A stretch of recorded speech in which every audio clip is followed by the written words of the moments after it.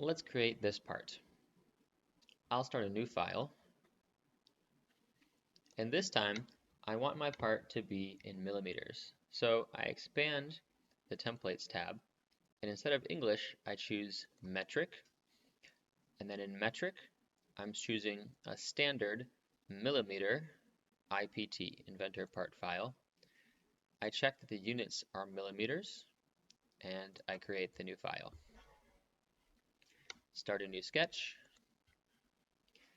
and this time I'm going to choose the YZ plane like it tells me in the directions. I'll start with a line tool on the origin.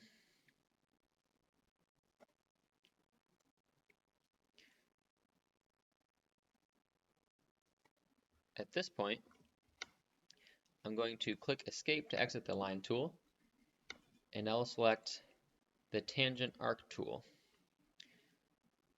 I'll make sure that when I start the arc, there's a green dot which indicates that the arc starts at the end of the line. If the dot is not green, then your arc won't be at the end of the line. I'll drag down until I reach the X, or in this case Z axis, and click again to finish my arc. I'll choose Escape to exit the Arc tool.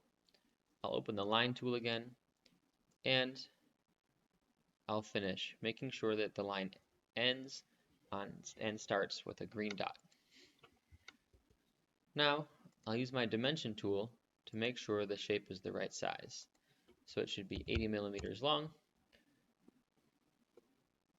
and the arc should be 30 millimeters. I finish the sketch. Now I'm going to make the part 3D by going to Extrude, making sure that the extrude distance is 10 millimeters and that the part is in solid mode instead of surface mode. Then I click OK. The part looks like the picture says it should, and if I click Home on the View cube to see the isometric view, I see that the part is also in the correct orientation.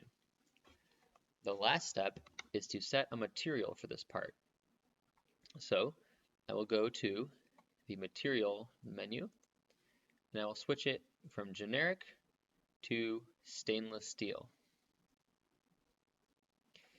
I want to see the physical properties of this object, like the directions tell me, to make sure that its mass is 0.497 kilograms.